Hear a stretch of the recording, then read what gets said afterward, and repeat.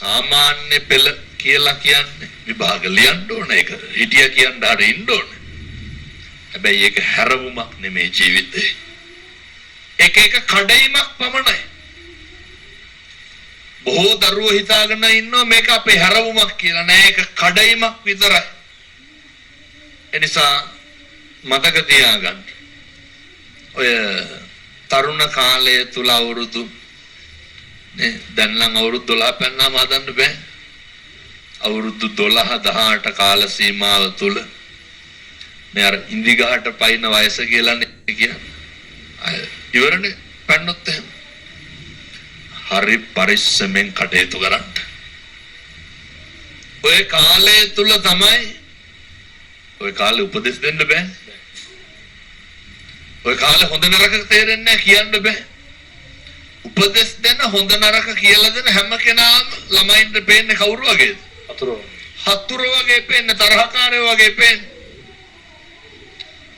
මේක එහෙම නැහැ කියලා හිතනවා නම් ගෙවල් වලට ගිහලා අද ෆෝන් එක ඉල්ලන්න පුතේ 10ට ඕෆ් කරලා තියන්න කියලා. දරුවෝ පුරුදු වෙන්න ඕනේ. මේක නම් මුළු ලංකාවම පුරුදු වෙන්න ඕන එක. වෙලාවට කන්න පුරුදු වෙන්න ඕනේ. කවුද වෙලාවට කන්නේ?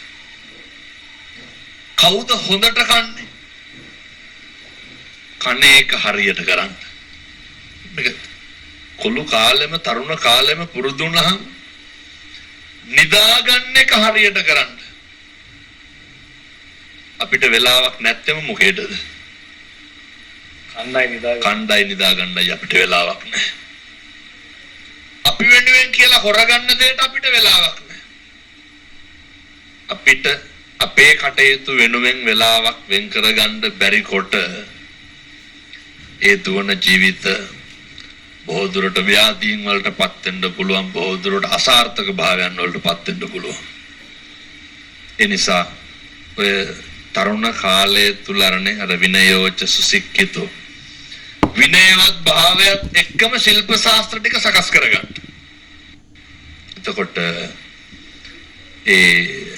ඔය ඉගෙන ගන්න කාලය, දෙමව්පියෝ ළඟ ඉන්න කාලය අවුරුදු 10ක් විතරනේ තියෙන්නේ. අවුරුදු 22න් 23න් පස්සේ අම්මා තාත්තා ගාව රැඳෙන්නේ නැහැ. ඔය කාලය තුල අම්මා තාත්තා එක්ක ඉන්න. ඔය කාලය තුල ගන්න ඕන කරන ගුරු හරුකම් ටික ගන්න. ඔය කාලය තුල බලන්න තරුණයෙක් නිදාගෙන ඉන්න කොට උරයක්වත් හොදන්නේ නැහැ. ඇඳැතිරිල්ලක්වත් සුද්ධ පවිත්‍ර කරගන්නේ නැහැ. ඉතින් කොහොමද අපි මේ නැගිටින්නේ? අපි අර කියනවනේ රට හදන්න කලින් නිදාගත්ත ඇඳ හදන්න පුරුදු වෙන්න කියලා. රට හදන්න කලින් නිදා ගන්න ඇඳවත් හදන්න පුරුදු වෙලා ඉන්න බෑ. අපි ඉන්න තැන ඔය හොඳට බලන්න අපේ ගෙවල් දොරවල් වල දෙමව්පියෝ නැති වුණාම දරුවෝ පුදුම විදිහට අසරණ වෙනවා.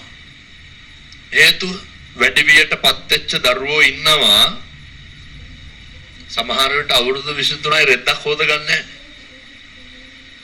සමහර විට අවුරුදු 24යි තවත් අවුරුද්දකට ඇඳුම් ගෙනල්ලා දෙන්න ඕන කවුද? අම්මලා තාත්තලා. ඉතින් ඔය අර මං කියන්නේ අර ෆැන්ටසි ලෝකවල ඉන්න එපා. මේ මහ පොළොවේ පය ගහන්න බලන්න. අවුරුදුරේත් සමග තවත් ප්‍රශ්නයක් තියෙනවා. ශෂිනි පෙරේරා තමයි යොමු කරන්නේ. අවසරයි ස්වාමීන් වහන්සේ, කිසිම කෙනෙකුට වචනයකින්වත් කරදරයක් නොකර ඇත්තටම බොහොම හොඳ පුද්ගලයෙකුට අනවශ්‍ය ලෙස වෙනත් කෙනෙක් විසින් චිත්ත පීඩාවට ලක් කිරීම සහ ඔහුගේ නිදහසට කරදරයක් වන ලෙස හැසිරීම නිසා ඔහුගේ ඉවසීම මේ වන විට වඩාත් උපරිමයෙන් උත්සාහ කර ඇතනම් අනේ පිං සිද්ධ වෙන ඔහුගේ සිත ශක්තිමත් කරගන්නේ කොහොමද කියලා උපදේශයක් ලබා දෙන්න කියලා. අපි අර කතා කරපු මාතෘකාව තමයි හැම තැනම තියෙන ප්‍රශ්නේ. කාගෙන් හරි යවොත් එහෙම කියන්නේ අනේ අපේ නම් වැරද්දක් වෙන්නේ නැහැ, මේ නිදහසේ ගෙදර ඉන්න දෙන්නේ නැහැ. අර කියන්නේ නැද්ද මේ අර අපි වවුස්ස ගන්නවා කියලා කියන්නේ? අඩුවෙන් අපිව අවශ්‍ය ගන්න එපා. අපිව අවශ්‍ය ගන්න එපා. ඒකම නෙවෙයි.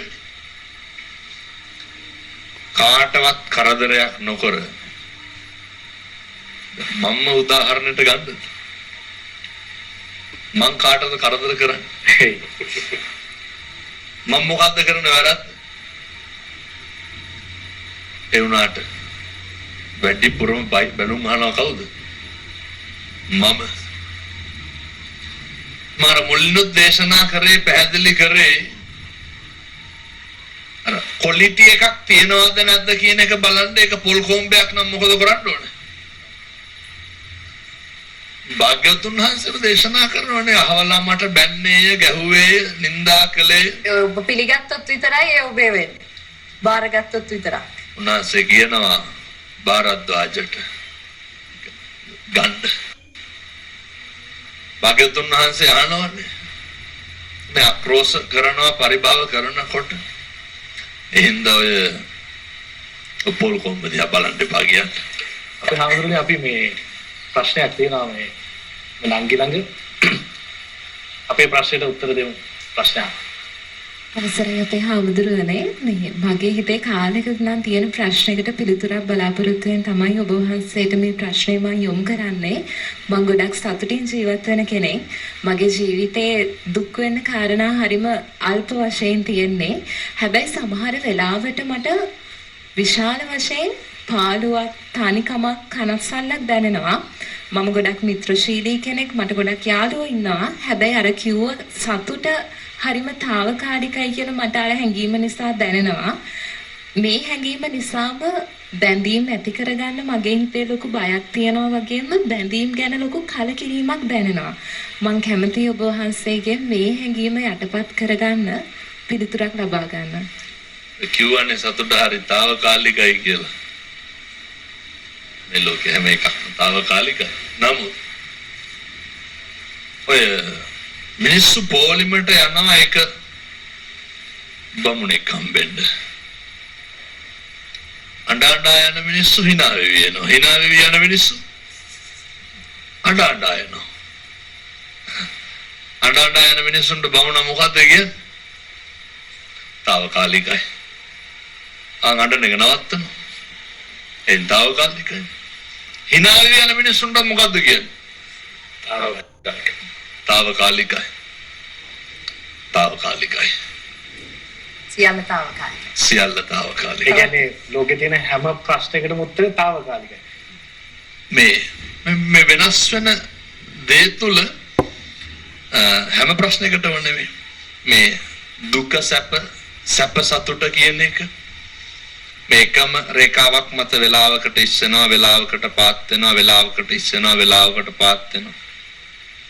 ඔකට අපි රැවටෙන එක නෙවෙන්නේ. හාමුදුරනේ මේ ඔය తాවකාලිකයි කියලා එතන කියපු නිසා මේ දවස්වල දැන් ගිය සිකුරාදා ඉඳන් අද වෙනකන් TikTok එක, Facebook එක බැලුවාම තියෙන්නේ ආපදාවට ලක් වෙච්ච අය, ආපදාවට ලක් වෙච්ච අයට සහන ක්‍රියාත්මක වෙන අය. ඊට පස්සේ සමහර වෙලාවට ඒ පැතිවල සිග්නල් තිබුණේ නැහැ. දැන් සිග්නල් ඇවිල්ලා අර ඒ නායන අවස්ථාවල වීඩියෝ කරගත්ත ඒවා දැන් අප්ලෝඩ් කරනවා. දැන් Facebook එකේ උඩේ ඉඳන් යටට ගියොත්, TikTok එකේ උඩේ ඉඳන් යටට ගියොත් තියෙන්නම ඇහෙන් කනෙන් අපිට ගන්න දුක්ඛ, ශෝකය, වේදනාව විතරයි.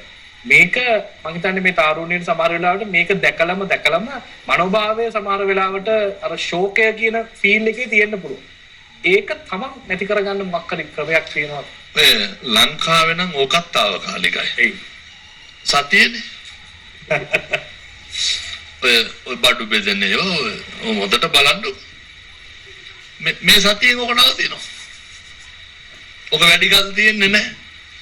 ලංකාවේ තුල අපි ඇත්ත කතා කරනවා නම්, යථාර්ථය ගැන කතා කරනවා නම් අපේ රටේ ඔය හැම දෙයක්ම සතියෙන් හමාරෙන් එනවා. නමුත් අර ප්‍රශ්නෙට මුණ දීපු ඔබතුමා කාරණේ මතු කරමු නිසා මම බොහොම වැදගත් විදිහට මේක කියන්නේ. හරි උමනාවෙන් කියන්නේ. මේක නම් తాවකාලික කරගන්න එපා. අනේක ගැන හිතන්න දැන් හොඳ රැල්ලක් තියෙනවා. ඒ රැල්ල හරි හොඳයි. අනේක වෙනුවෙන් ඉදිරිපත් වෙන්න හොඳ රැල්ලක් තියෙනවා. මේ දැක්කනේ අර බෝට්ටු ලොරි වල පටවගෙන ගියේ. පිට වෙන්න. පුදුම සමගියක් තියෙනවා කියලා පේන්නේ නැද්ද? පුදුම එකමුතුව. ඒ කියන්නේ සමහර වෙලාවට දුර පළාත් වලින් වොලන්ටියර්ස්ලා විදිය තමන්ගේ ඇඳුම් ටික තනියම අරගෙන ඇවිල්ලා වැඩ කරනවා. ඔය දැන් මේ වෙනකොට සිරසෙන් ලොරි බර ගානක් යවුවා කිව්වනේ චොපර් වල පටවලානේ. ඔය එකමුතුව ඔය ශක්තිය ඔය බැඳීම පොඩි පොඩි පළදු ටිකක් තැන් වල තියෙනවා බේද බින්න කන් ටිකක් තියෙනවා. මේ එකහුව වෙච්ච එක මම යෝජනා කරනවා මුළු මහත් ශ්‍රී ලාංකිකයන්ට. තව අවුරුද්දක් අල්ලගෙන යන්න. සාපයම් තුනේ තව කාරණාවක් මම දැක්කා. අර දන් දෙනවා කියන එක අපි දුන්නට පස්සේ ඒක අතේ අපි අපව ඒක ගැන මුකුත් බලාපොරොත්තු නොවී ඒක අත්හැරීම කියන එක මේ දවස් ටිකේ අපි ලංකාවේ හොඳටම දකිනවා. අපි දෙන්නේ කාටද දන්නේ නැහැ. ඒක ගන්නේ කවුද දන්නේ නැහැ. හැබැයි දුන්නට පස්සේ ඒක ගැන හොයන්න යන්නෙත් නැහැ. අර තමන්ගේ යුතුයකම වගකීම හරි වටිනවා. ඔය මේ වෙලාවේ මිනිස්සු දෙන්නේ ඇත්තටම ඔය ඒ පූජා බුද්ධියෙන්වත් ඒ මට පිං සිද්ධ ඒවා එහෙම හිතලා නෙමෙයි. ඒ කියන්නේ මේ වෙලාවේ තමයි අර විදර්ශනා කරලම දාණය දෙන්නේ. මිනිස්සු දෙනවත් එක්කම අතාරින්න මේ වෙලාවේ. අන්න පුරුදු මං කියන්නේ ඕක ටිකක් දිගටම අරයියන්. ලංකාවේ මිනිස්සු කොහොමත් පරිත්‍යාගශීලී ලංකාවේ මිනිස්සු කොහොමත් හරි ඉක්මනට උණු වෙන જાතියක්. දැන් නිවුස් එකක් ගහන්න මොන හරි ඕන කියලා. අය භාගයක් යන්න කලින් එක්ක වෙනවා. මේක පිරෙයි කියලා. පොඩි ගැටලුවකට තියෙන ඒවා తాවකාලික කරගන්නවා. මේක අපේ රට පුදුම විදියට අගාධයකට යනවා. අපි මේක නගා සිටවන්න ඕනේ. මේ පාට පක්ෂ ජාති ආගම් කුල ගෝත්‍ර පළාත් වසියල්ලම අත මිදලා දැන් ජාතිවාදයක් තියනවද? දැන් නෑ. දැන් ආගමවාදයක් තියනවද? දැන් යථාර්ථයේ තේරුම් අරගෙන තියෙනවා. මම යෝජනා කරන්නේ මේක අවුරුද්දක් දෙකක් කොහොම අරගෙන යන්න. මේ බඩු එක්ක කරන එක බෙදෙන එක නෙමෙයි. මේ හැඟීම ටික කාලයක් නඩත්තු කරොත් එහෙම අපිට පුළුවන් මේ රට හිතුවට වඩා ඉක්මනට ගොඩනගා ගන්නට. අවසරයි අපි හඳුරන්නේ අපි සාකච්ඡා කරමු මේ රට මීට වඩා හොඳ තැනකට අරගෙන යන්නේ කොහොමද මේ තාරුණ්‍ය හදවතත් අරගෙන. අපි කෙටි විරාමයකට ගිහින් නැවතත් තුරුසිත අපේ තාම් සාකච්ඡාව සමග